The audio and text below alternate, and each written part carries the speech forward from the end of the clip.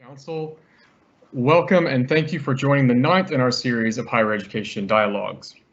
This series was formed in response to the common challenges facing UK universities and those in wider Europe, for the British Council that would include Central Asia, the South Caucasus, Western Balkans, Ukraine, Turkey, Israel, and Russia. The session today will include insight from our esteemed panel members reflecting on their perspectives of what the future of international education may look like after 2020. Some of you in the audience submitted questions in advance, but you can also use the Q&A function to pose questions to our panelists during the session. This session will be recorded and will be shared afterwards, and you can also view some of our past sessions online if you are interested. But right now, I'm delighted to welcome our guests today. First, Alan Mckay, Deputy Vice Principal International and Director, Edinboro Global at University of Edinburgh. Alan provides strategic leadership and internationalization and works with senior leaders to advance the university's international ambition and partnership. He directs the university's international operation and has over 20 years of experience in international higher ed. We are also joined today by Simon Martinson, Professor of Higher Education at the University of Oxford and Director of the ESRC OFSRE Center for Global Higher Education. He's also Editor-in-Chief of the Journal of Higher Education, and he researches global and international higher education in East Asia, and higher education and social inequality. And we are also joined today by Kamajan Karimov, Rector of Westminster International UT. Kamajan has been with Westminster International in Tashkent in Uzbekistan since 2015, and he was appointed at that time when he was appointed rector. His previous work includes senior officer positions in agencies such as UNESCO and UNICEF. I can hear that now, it's coming through. Sorry, are we still okay? A little interruption. He has held senior officer positions in agencies such as UNICEF and UNESCO, where he dealt with development challenges in the area of education and healthcare. And last but certainly not least, we are joined by Janet Ilieva, founder and director of Education Insight, a research consultancy specializing in international higher education. Janet's research focus is on national policies for higher education engagement, global student mobility, and transnational education. Her career started as a university lecturer at economics before joining the British Council in 2004, where she led the department's work for higher education research and market intelligence. Janet subsequently joined the Higher Education Funding Council for England in May 2013 as head of the HEFKE Observatory, and she is a member of the Board of Trustees at Richmond, the American International University in London. So my first question to our panelists is overseas study a thing of the past? But before we go to our panelists, we also put this question to the attendees, and you had a chance to respond in advance. So Summer, could we first share the results of the audience poll? Yes, Matt, and here it is. So we asked the audience, is studying abroad a thing of the past? Just over half of our audience have responded to say no, it's not a thing of the past, and then about 40% say it's too early to say, and then they probably want to, see how the pandemic will pan out later on, and then a small number say that it is a thing of the past. So, of course, I'm sure the audience will be eager to hear what the panel has to say. Back to you, Matt. Thank you. Great. Thanks, Summer. So I'd like to put that question first to Simon. Could you please give us your perspective on whether this is the end of overseas study and what lies beyond 2020? Well, thanks very much for bringing me in, Matt, and it's great to share this webinar with the panel members. And I'm very pleased to be speaking to Greater Europe and Central Asia because my wife is from Russia and my mother-in-law is from Kazakhstan. So this is my home territory, or one of them. So, it's great to connect. I thought the participant questions were really to the point. And I've got no doubt we'll explore those questions, during the webinar. And let me say emphatically from the start, studying abroad is not a thing of the past. I mean, the appetite for internationalisation, the appetite for international experience and connectivity is great, and we've seen how well it's been sustained during the pandemic with the tremendous growth of online communication in all its forms. Many of us now will be working more with different parts of the world as a result of the way we've built bonds during the pandemic. And I've got no doubt that as soon as people have the opportunity, they'll be back on planes and they'll be back studying abroad in great numbers. At the same time, we face tremendous difficulties and uncertainty, and you have to pay tribute, I think, to the efforts that people are making around the world to sustain high quality higher education and international education experience. And, you know, what a tremendous job so many institutions did in transferring their work into online delivery. I think fortunately we had 10 years or so of developing online before we went online during the pandemic, and I think that helped. But one of the things the pandemic has given us is a permanent improvement in our online forms of communication.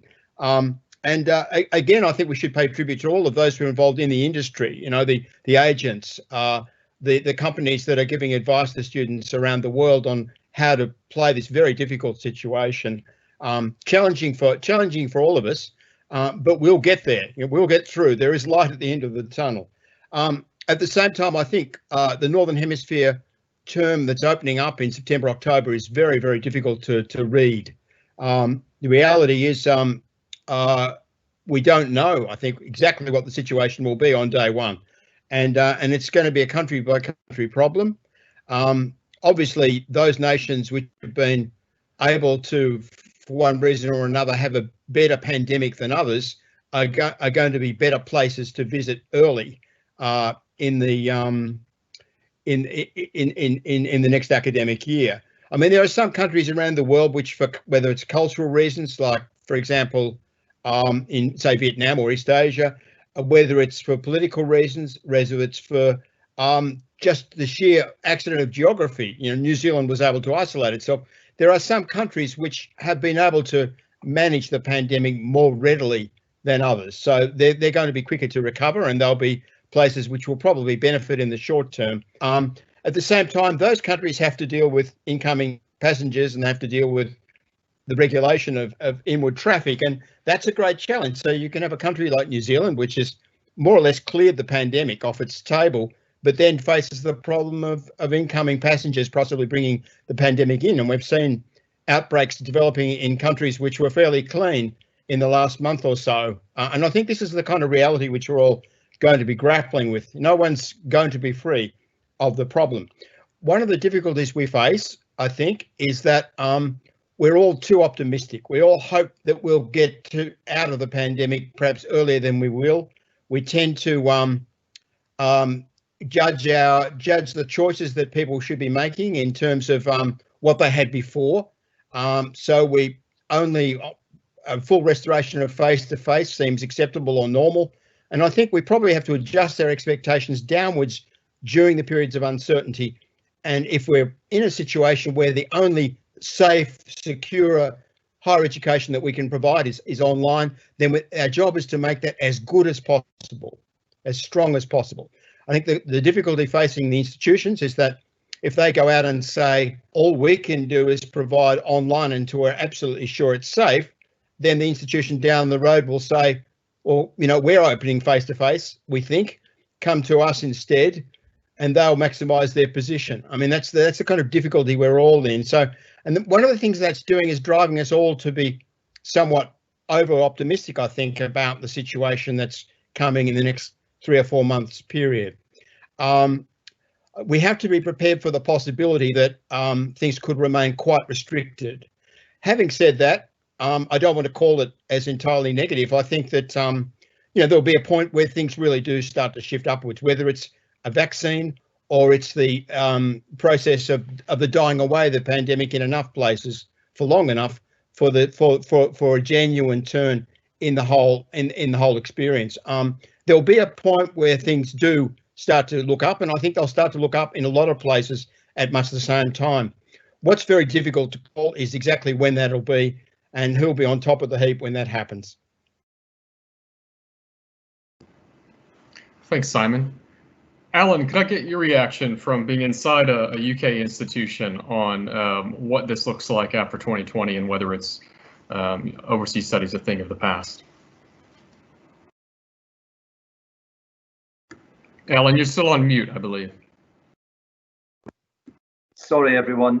Yeah, thank you, Matt, and thanks, Professor Martinson, for those views as well. I mean, the question being, is study abroad a thing of the past? I don't think it is a thing of the past. I think it will be different from the past. I think that students will travel, and they'll continue to travel to the UK and to other countries. We've been admitting and welcoming students from all four corners of the globe for almost 4.5 centuries at my institution, through wars, pandemics, revolutions, you name it. I think that the world will continue to want to come together to work across borders and languages and cultures, because that's what the response to this pandemic needs. However, I don't think there's still a lot of uncertainty out there.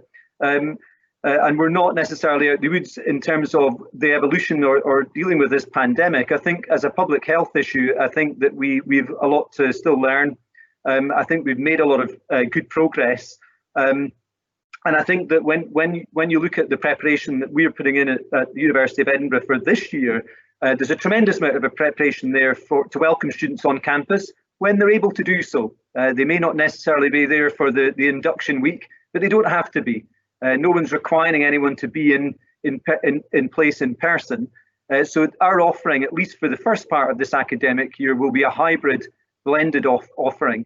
There's a survey that was done of UK universities that a number of us participated in, with 97% of those universities saying they will be offering, and I quote, significant in-person teaching this academic year, as well as that online delivery where that's required as well, because of the safety, the public safety, the safety of students is the top priority, always has been, to ensure that we can do that in a safe way for all students, wherever they're from, across the United Kingdom or whatever. A pandemic is doesn't respect nationalities. So we want to make this safe for everyone, and we want to make it safe for staff as well that are teaching our students and our communities.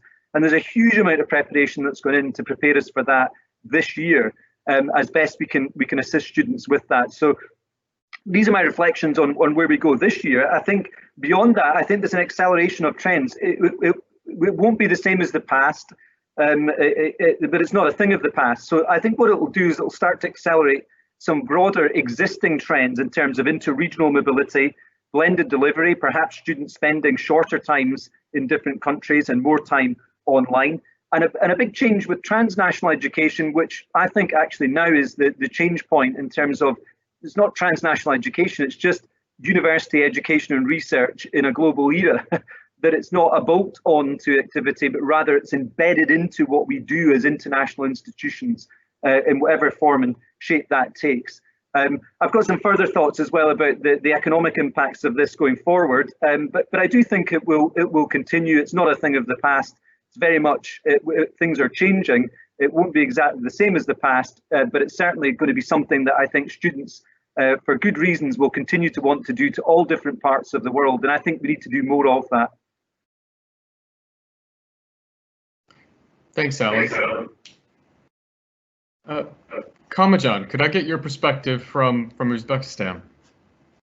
Sure.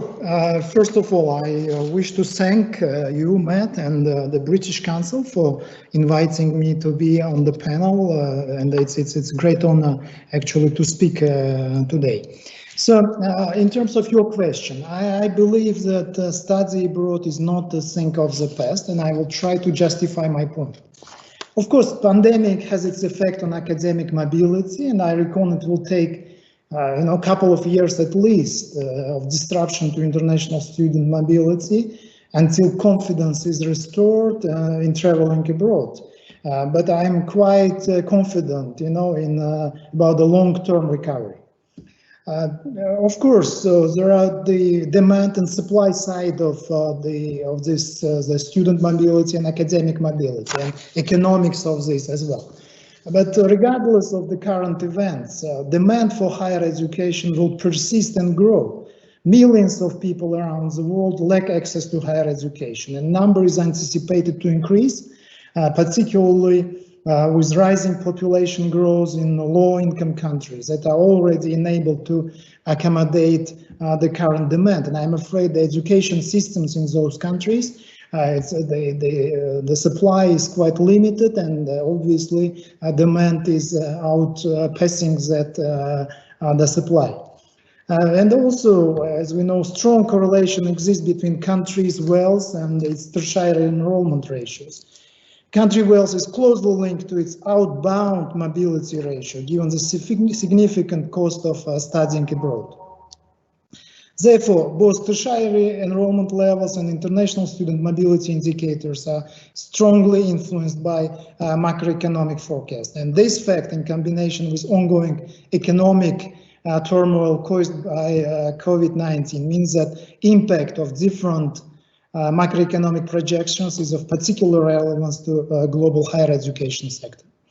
Therefore, it's obvious that the current economic slowdown will have a tangible effect on global GDP, and as a result, lower affordability of higher education due to the lessening of household incomes and exchange rate fluctuations and other economic effects. But in the short term, the tertiary enrollments and outward mobility globally would decrease, and we see it already.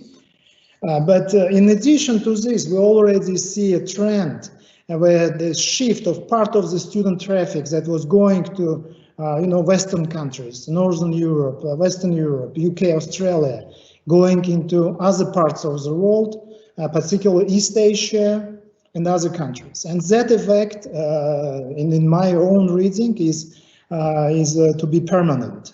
And an increase in international students and home students have been happening in East Asia, for instance, for a number of years now.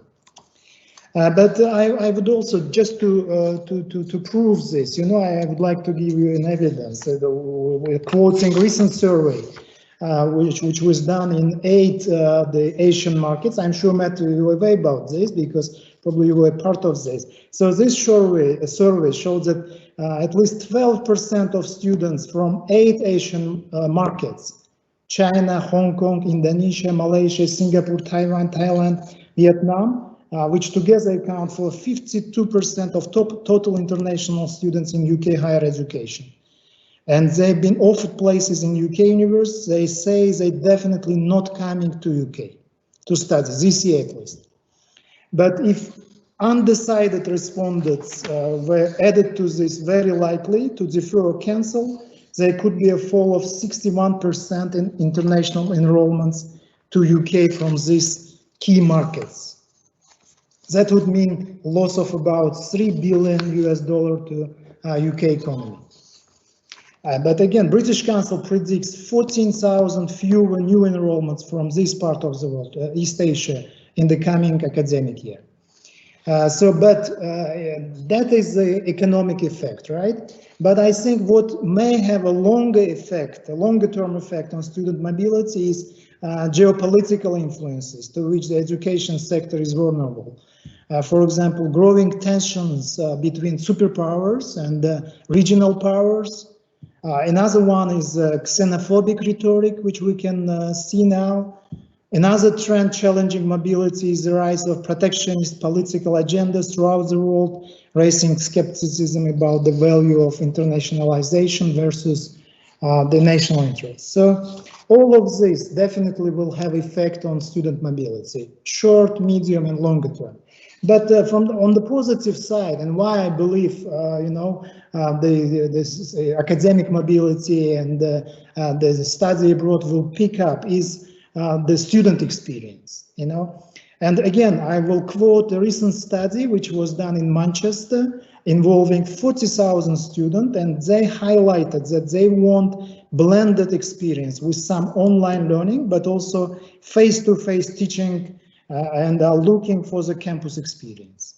And we do see a similar trend in our own university with many students wanting to come back to the class, Contact, cultural exchange in person and in the cultural context of the country will be significant loss, and online courses cannot substitute that, I believe.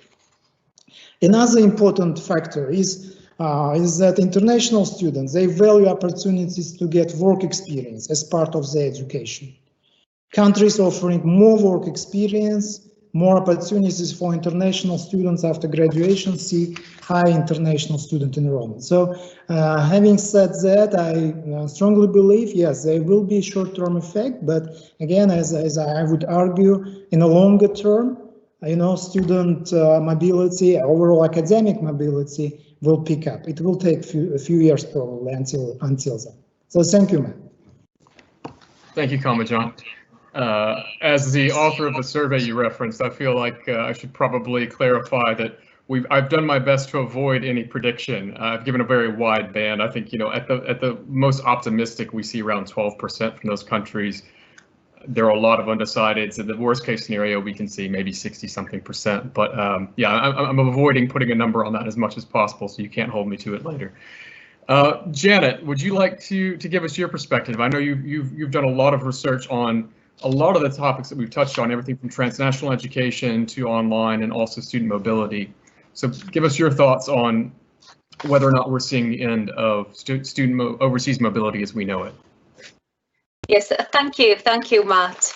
And I'm grateful for the opportunity to contribute to this interesting conversation.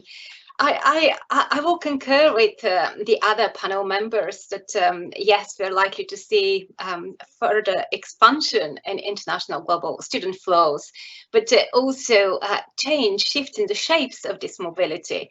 And if I can just follow up on our perspective, students have been traveling to study abroad over the course of centuries.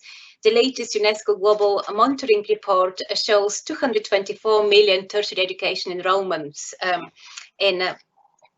from last year, which basically places the global enrollment ratio at 38% globally. We know that roughly 2% of domestic enrollments opt to study in another country, and this has been the case for the past several decades, or basically since the existence of records. And as such, I see no reason why that will put an end to global student mobility.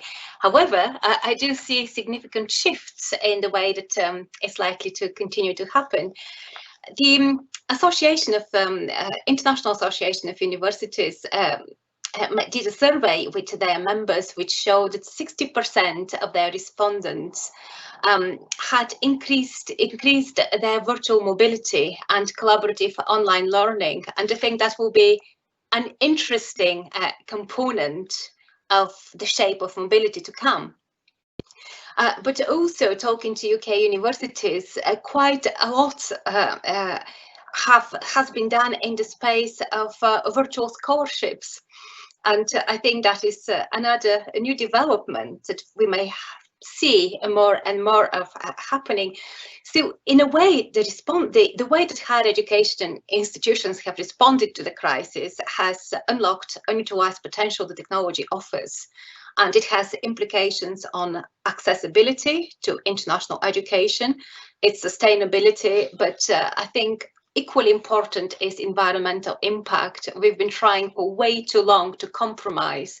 How can international education contribute to a more sustainable or greener impact, more environmental friendly way of engagement with students, but not at the cost of a higher carbon footprint.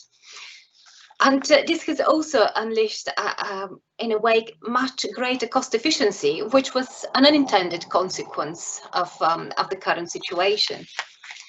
So I guess in the longer term, the things that we may have to bear in mind is how do we bridge inequalities? And these inequalities I expect them to widen in the face of another recession coming in. But also it's an opportunity to revisit the values of international higher education engagement and the benefits of diversity. And by diversity, I don't just mean local diversity, but global diversity as such. And again, I will concur what has been said about the role of transnational education. For those new to the term, transnational education is the education provision outside the country where the institution is based. And a truly global higher education basically takes the education wherever the students are. As such, geographical proximity no longer plays an important role, but local impact is a key determinant of successful engagement. I guess for me, the key consideration is how do we support international student mobility through environmental means, but by leaving nobody behind. And part of the answer, I think, comes in strategic partnerships, but also global alliances where institutions from across the globe come together to deliver a truly global education offer, and as such to draw on each other's strengths, but equally to draw on each other's local reach in terms of geographical location and student engagement. So yes, I think we'll see more mobility coming in different shapes, maybe shorter duration of mobilities, maybe more local or regional mobilities, but equally greater flexibility. And I guess here I see growing prominence of micro-credential. But equally important is a regulatory alignment between countries' higher education systems that facilitates not just mobility of students, but mobility of academic programs, mobility of institutions, flows of talent and ideas. Thank you. Thank you, Janet. I'd now like to circle back to a couple of topics that came up in your responses.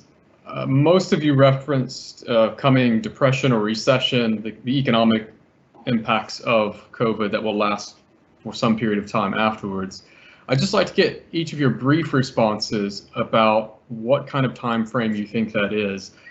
I suppose we've only seen a few precedents really in history that would be applicable. We saw the effect of SARS mostly on East Asian countries, mostly China in 03-04.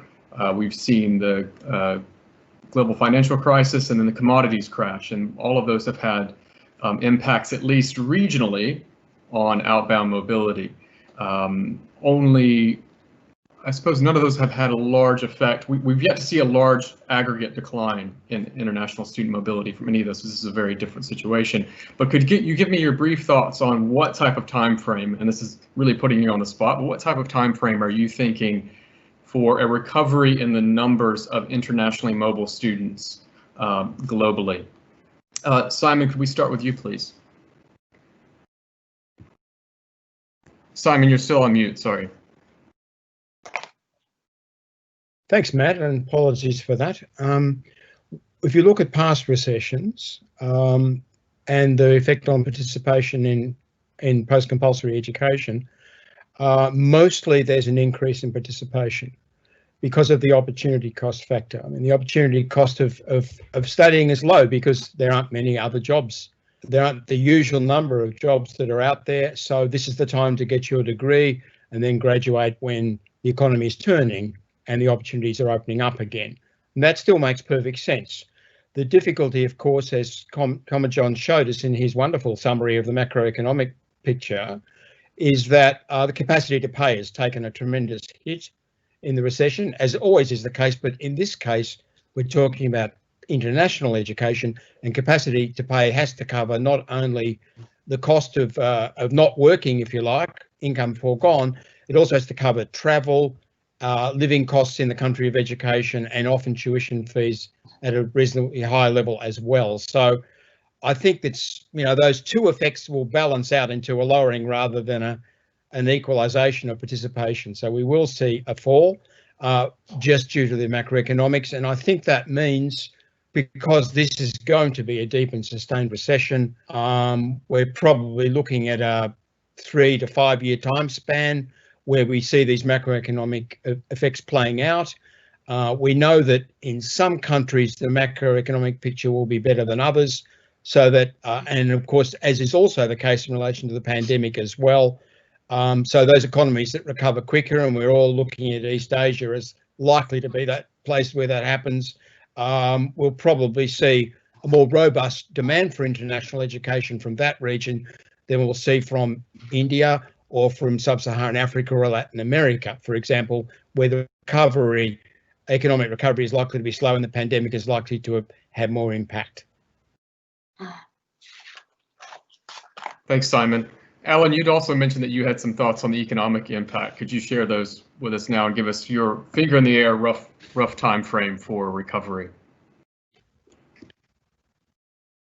Yeah, thanks, Matt. I would agree with what Professor Martinson has said there in terms of a 3 to 5 year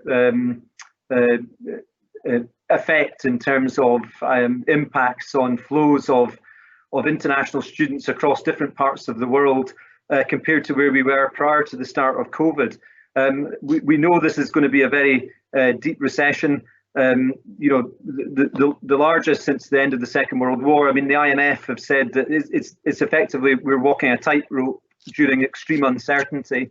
And I think that there are economic impacts there, and just as we've said, the affordability of study abroad for many students, you know, wherever they're going in the world. And also at the moment, in the near term, there's obviously that disruptor around the aviation industry for those that have to travel by air to a destination if they're studying in person. So I think there are inevitable consequences there. I think the other part of this is the unevenness of this in terms of how that impacts different cohorts of students and different countries in terms of their economic progress out of this.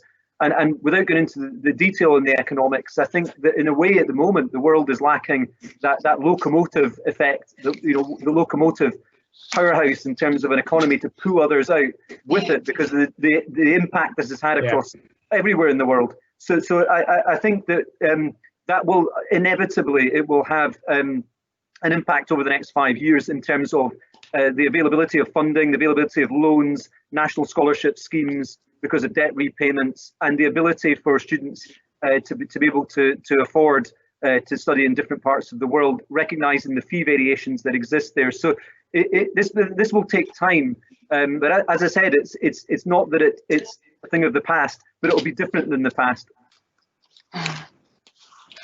Thanks, Alan. So Janet, we have a consensus so far of 3 to 5 years in the timeline. Would you like to join the consensus or challenge it? And do you have anything else to add on the economic impact? I think as in previous kind of examples, nothing on the scale that we are seeing at the moment is, I think we're talking about lag effects of 2 to 3 years. This is before the economic impact starts to bite. So bearing in mind that at the moment what we're grappling with is impact of recession, I think the impact on people's disposable income is likely to start playing out in 3 years' time, and will have at least a few years impact. So as such, I think that we are talking a minimum of 5 years would be my guess. But I think what we're likely to see here is that yes, different countries would recover at different pace, and we're also seeing, as Camille mentioned earlier, is the geopolitical situation is changing rapidly, and we're seeing significant redistribution of flows as such. So the mobility flows are there, but the moment countries start changing the environment for students, post-study work visas in the UK at the moment is playing a significant role, but the uncertainty of the OPT in the United States, I think, is deterring many students, and many of them are making some last-minute changes. So I think that the positive outlook that comes through the UCAS data is signaling that many students probably are considering the UK last minute, mainly because they're probably not thinking about the US anymore. So we're seeing a redistribution of student flows, and this is part of the picture. Obviously, a redistribution of flows doesn't mean change in the volume of flows, but simply students changing their mind about where they're going to study. So I think that this is at the moment going to play in the short term in favor of the UK, but the longer term, the economic impact will continue to be at play in the post 3 years. This is when the lag effects will basically start playing out. So yes, 5 years plus is the short answer. Thanks, Janet. Kamajan, what's your perspective on these time frames?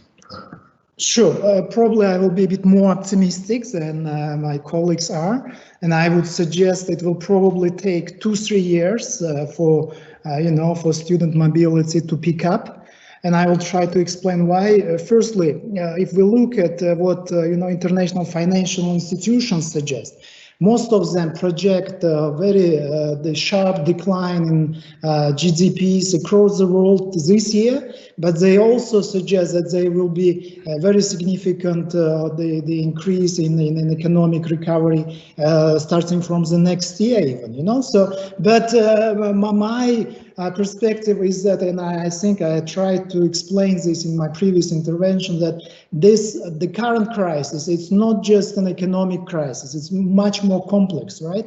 And so even if people have means to travel, to study, but I'm afraid the consequences of this pandemic is to have more psychological effect on people. So so it will take probably a longer time to rebuild the confidence in people in terms of the traveling, safety, health, and that kind of issues. So, but still, I am quite confident. If nothing unexpected happens again, then probably 2 to 3 years from now to pick up. Thank you, Matt. Thanks, Kamajan. Your optimism is very welcome. I have another question I'd like to come back to from your introductions, but we also have a live poll for the audience to participate in. So I'd like to put that question out there, and while you're filling that out, we'll move on to the next question for the panelists. So my colleague Summer is going to post a link in the chat that you should all be able to access. And the question is, where would your students like to study in the current situation? And there'll be some multiple choice answers for you under there. Let's see, Summer, can you go ahead and post that link? Yes, that's done, Matt. Thank you. Great. Okay, so the other question I wanted to come back to with the panelists is we've frequently mentioned online as a stopgap and how much universities have invested in that and the role it might play going forward. So we've had several questions come up in the Q&A from the audience as well about how that's valued with students, how they would pay for it. The first question I think we need to address is this going to be a substitute for international education as we know it, or maybe higher education as we know it more broadly? And what would that mean for institutions? Simon, could we start with your perspective, please? Thanks, Matt. Big question, and one that's just been exercising everyone for a while, I think.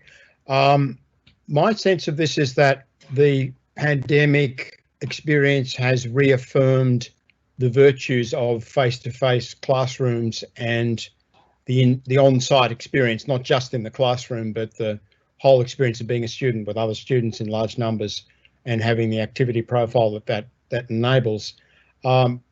Certainly that's the message we're getting from the students we're calling currently from Oxford.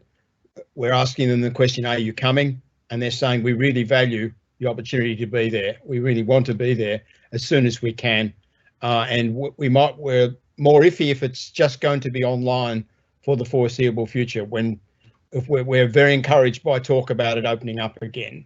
But I think that's the sort of, if you like, the negative message about online, but the positive message is that we're finding that it does work very well in terms of cognitive learning itself, in terms of knowledge and skill building, except those skills which involve, say, work experience in group situations. I mean, there's some things we can't do. We can't replicate laboratories, for example, in sciences, but there are an awful lot of things we can do in terms of cognitive development. And we're developing much better ways of doing that, more engaging, more brilliant ways of doing that. So that's, I think, very positive. But I think Andre Schlosser from OECD was right, where he said that I think what this is all showing is that there are two different kinds of products here. One is the product of the face-to-face immersion on the campus, and the online the online classroom might occasionally arise, but basically we're talking about physical classrooms. And the other experience is the online experience. Of course, there's blended learning in between, of course, but in the end, we may have to price these two kinds of provision differently. They may even occupy different places in some markets. And I think that we perhaps owe it to the students to be clear about that, about the cost structure of online and the cost structure of face-to-face. Doing both of them properly is expensive. We know that, but they're not identical. So I think we need to get to grips with that. Thanks, Simon. And that is the problem often when we talk about what consumers, their view of online education. It's often that they assume that it's cheaper for institutions to produce than face-to-face, and at least at a smaller scale, that's not the case. Alan, what's your perspective? Is this a breakthrough moment for online education, or is it something that's just going to reinforce the value of face-to-face? No, I really think and I hope that this offers us an opportunity to think in different ways about the different models that we can deploy here in terms of the delivery of education and research. And my hope is that this actually increases the amount of collaboration that goes on across different countries across the world. And there's never been a bigger need to build trust and understanding between different people. Academic research, teaching, science, collaboration is absolutely crucial, not just the response to this global pandemic, but also in terms of the way we work and learn from one another. So I see this as a real opportunity to start thinking about what this, as Janet was saying, in terms of the partnerships and other opportunities to provide greater access to education across different parts of the world in blended ways. So I think there's probably, for me, there's three areas, and there are connections between all of them, which is students on campus, students online, and students overseas who may be studying in different ways with partnerships and the like. And there's a crossover between those. I think that, you know, the points that were made there about, I don't think online replaces face-to-face. I think there's always a need for face-to-face interaction. I think that's vitally important. But we have at the University of Edinburgh the largest offering in terms of fully online postgraduate top masters programs in the UK higher education sector. We've been doing this at great quality for many years. We've graduated over 15,000 students doing these programs from nations right across the world. We have an online program at the moment in critical COVID healthcare used by 40,000 professionals across the world, which has been delivered here by medical professionals and learning technologists at the university. So we can put things together quite quickly that have immediate impacts. I don't think it's about a lower cost model. The mistake to think here is that just by delivering online, it's a low cost model. It is not a low cost model.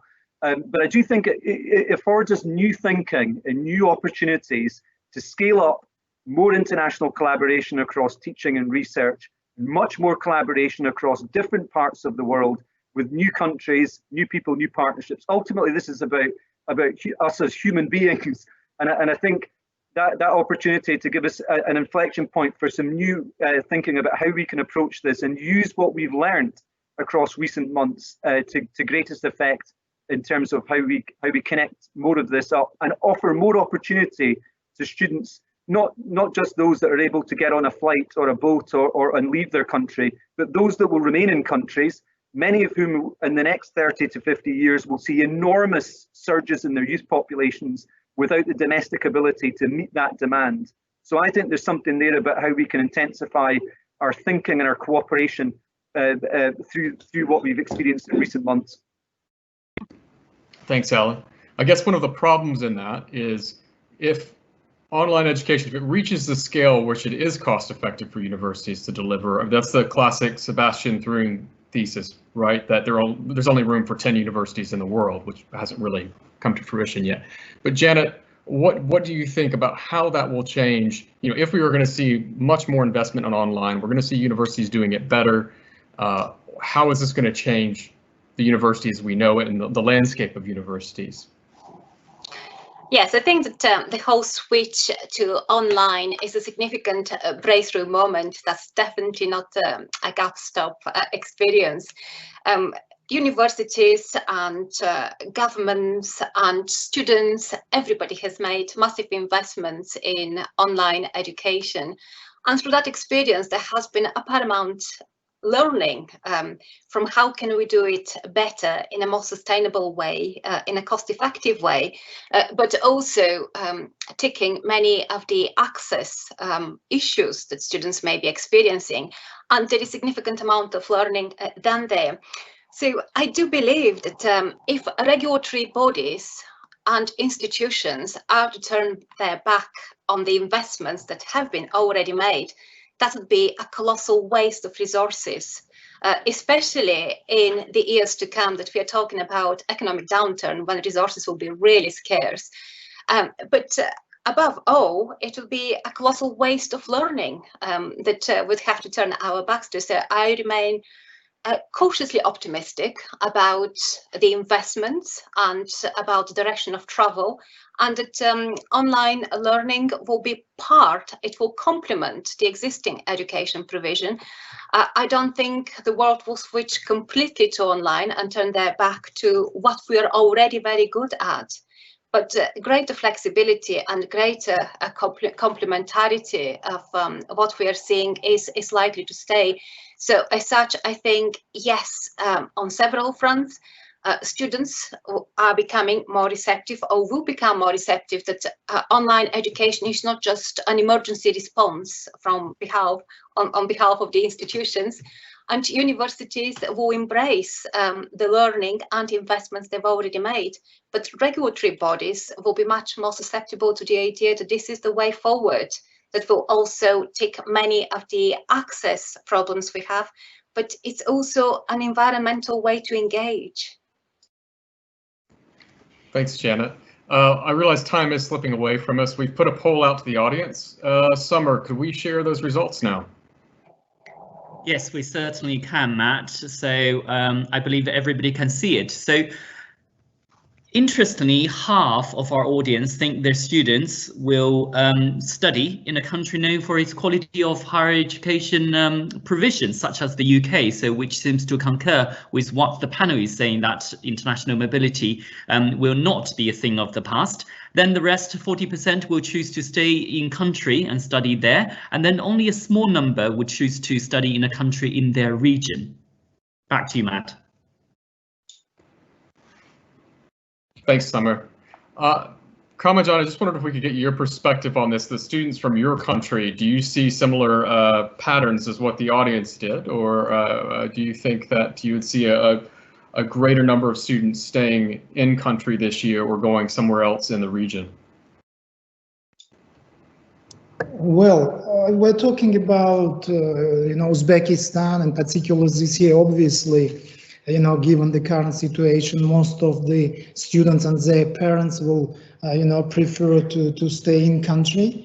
But going back to what we have discussed, I think one of the, possible the alternatives to study abroad, and I think that will see more growing, I think, in the years to come, is probably joint provisions. The branch campuses offshore, probably validated, and the different kinds of transnational education models. Our university is a good example for that, because we do provide quality, the British education, but based here in Uzbekistan. And I would suggest that many students, if they have opportunity, they probably, especially in the current circumstance, they would probably go for that, But when circumstances change, yes, they may change their mind as well. But in the current circumstance, I think I think that is also a message for, and I'm sure many universities in UK in particular, they're looking for different partnerships internationally. I think that's the way, and it's not just for 2-3 years to come, but probably in a longer term future as well. Thanks, man.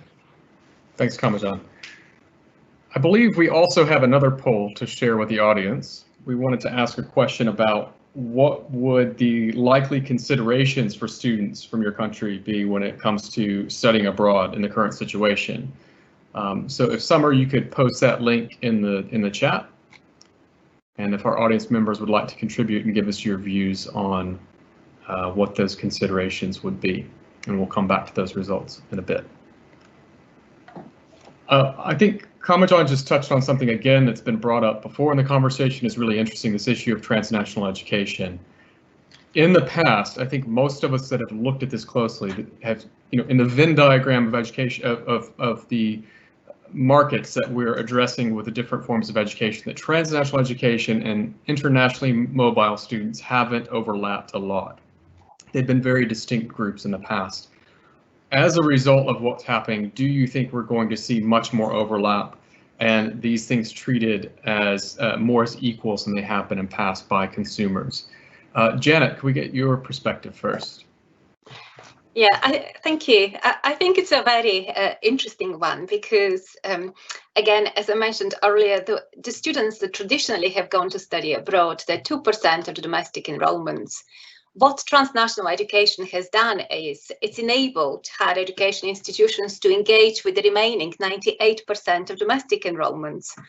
And if we also look at the countries where transnational education traditionally has evolved, there has been a significant access agenda. I believe TNE has enabled access to higher education. On one hand is access to locally delivered higher education, but on the other hand is also access to an international degree. As such, we're seeing a significant contribution in terms of what TNE has done locally, but also internationally. However, the flexibility of education delivery enables these students that are taking international degrees locally to also do components of their training overseas with the respective institution that has engaged in this type of provision. And I think this is where the overlap, or how TNE is an extension of an international degree, is happening. And what the pandemic situation has actually, I believe, unleashed is this overlap is will continue to grow. It's no longer a binary choice between studying at home or studying abroad. It's basically extending the opportunity to study abroad in a very cost-effective way that more families can afford it. I believe a significant development that is likely to happen on that front is where we're likely to see more than 2 universities coming together to deliver a truly global degree, where we're likely to see alliance of institutions coming together to complement each other's offer. And then it works in their favor because they build on each other's strengths, but it's also, it works well for the students, that gives them, equips them with the means to be globally employable. Their skills and knowledge gained gives them access to the labour markets of several countries. And this is bound to be the way the future is heading to. Thanks, Janet. Simon, I'd like to put this question to you in just a second, but I'll give you a minute to think about it, because we should share the results of the poll that we put to the audience as they put the work in. Summer, could we put those results up on screen? Yes, Matt. So here we are. So we asked the audience what are the main considerations for their students when it comes to studying abroad. I guess it's not surprising that the most concerned matter is health and safety, followed by quality of the degree. And then after that, we have the career opportunities and cultural experience as the main factors for people to consider. And featured lower on the list is value for money and model of delivery. So I don't know if any of our panel members would want to comment on that. Back to you, Matt. Thank you. Thanks, Summer. So Simon, we'll segue back into the T&E conversation. I mean, I'd love to get your perspective on whether these things will be seen, whether overseas study and transnational education will be treated more equally after the pandemic. And if you'd like to comment also on what we saw in the poll, you're welcome to do that as well. Well, thanks, Matt. I mean, Janet has said exactly what I was going to say, I must say. I mean, clearly the dual country model, do the first year or two in the country of origin and then move across the world for the final year or two in the country of education. I mean, that makes more sense now because of the economics of the recession and the pandemic. It's a great way to reduce the total costs. When you look at the total cost of a year in the UK or for that matter, Western Europe or the US, I mean, it's, you're looking at, a living costs which are greater than tuition costs, and together it's all adding up to 30 or 40,000 pounds in the UK context, and that's annually. So three-year degree at that rate's very expensive, but if you can cut that in half, it suddenly becomes much more affordable. And if the family's been undergoing a more difficult period economically, then it becomes mandatory. So I think, you know, it slots in very nicely, doesn't it? But it's a good model in a lot of other ways. It gives the cross-cultural experience. You have the experience of doing the foreign education in your own country, which enables you to see it through one lens, and then you go abroad, you're better prepared, you're more able to make use of the international opportunity, even though it is for a shorter time, and then see it through that lens. And I think that creates a lot of global skills. To me, it makes a lot of sense. And I think that Janet's other point about consortia was also very interesting. You know, you've got countries which are already carrying enormous numbers of T&E students on their books, got others that are like, I mean, say, for example, Oxford Brookes in the UK context, and you look at, say, Coventry in the UK context, which is carrying a very large number of on-site students. Now, those institutions can align themselves and providing the economics works out appropriately for all the partners, they could collaborate very effectively in groups in that way, and also, of course, mix and match their disciplinary specialisations to ensure that a larger range of offerings were provided to students. So Thanks, all Simon. makes perfect sense. Thank you. I'd like to put this question also to the two other panelists, but we wanted to do one final poll. Before the presentation, you gave us on your perspectives, the audience gave us your perspectives on whether overseas study was a thing of the past. You told us what you thought before the presentation. We'd like to know if you changed your mind at all. So Summer, could you put that link in the chat? We'll run the same poll again and see if we get any different answers after the insights of our panelists. Yep, that's done. Great. And Alan, this is almost an unfair question to put to you because you work at an institution with one of the most successful transnational ventures that I've come across, which is the Zhejiang Edinburgh Institute, which I think ticks all the boxes we like to see in terms of cooperation across research and mobility and local delivery. But what do you see the future of transnational education? Do you see it playing a greater role after COVID? So I think, as I said earlier, I think what this does is it allows us to think differently, and it in some ways it accelerates some of the trends and some of the developments we've seen. I think it presses fast forward on some of that. All of it needs to be grounded in quality and really, as Janet said, partnerships. This isn't about the imposition of an education system from the United States or the United Kingdom on another country. This is about working, and that's what we've been doing in China, which is working with a good, and other countries, I should say, including India, working with a very good partner locally to ensure that we can not just do branch campuses, because transnational involves a multiplicity of different educational delivery models, but I think doing that at quality with somebody who really understands the culture, the language, the educational traditions, and setting it in that context. And obviously we've got a colleague on the panel who represents just that in Uzbekistan, in terms of actually making sure that that works best for the partners involved.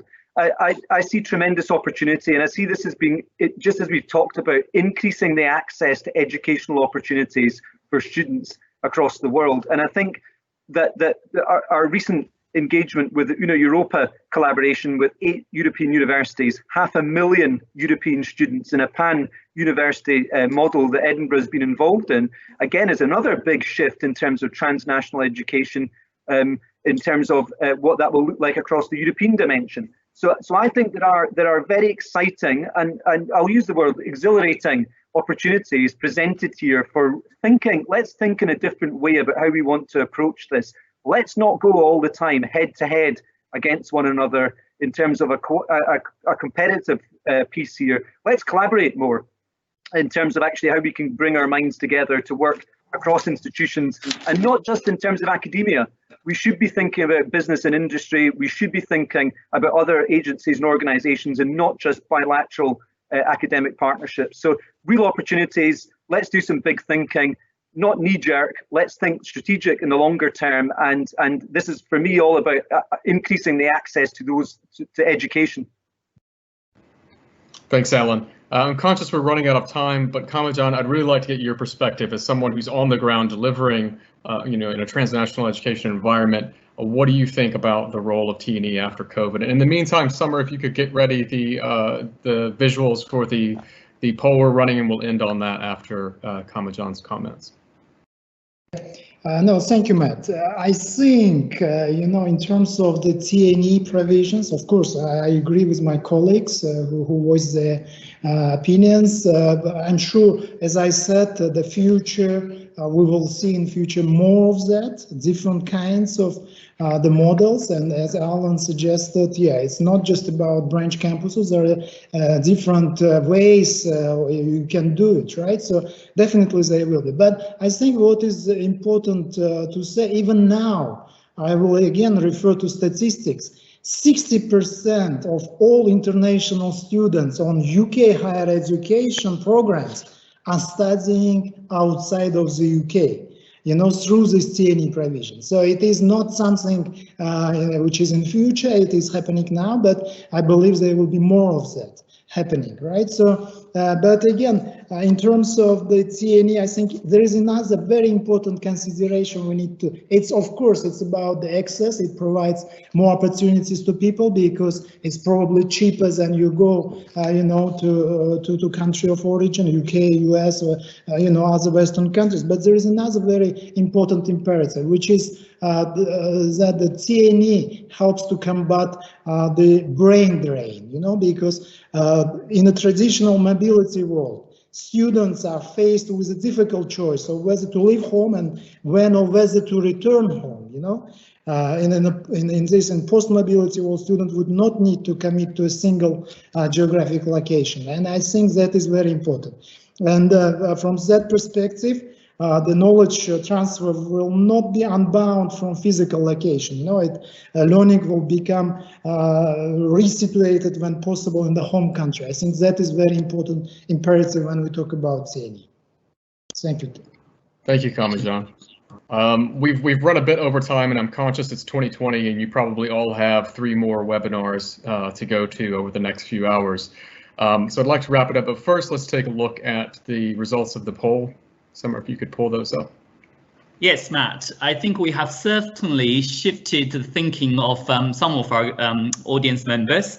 So before we had about 50% think that study abroad is not a thing of the past, and that has increased to almost 65%. And then the rest, so a smaller percentage still think it's too early to say, or it is a thing in the past. Thanks, Matt. All right. Thanks, Summer. Thank you to my panelists. We've heard some, you've given us a lot of food for thought, and I think some cause for optimism as well, even though we're obviously looking at a few difficult years coming up. And thank you so much to the audience for your input. Like we said at the beginning of the presentation, this will be available online, and we will be communicating the details of the next event in the Higher Education Dialogue. Thank you so much, and we look forward to seeing you next time.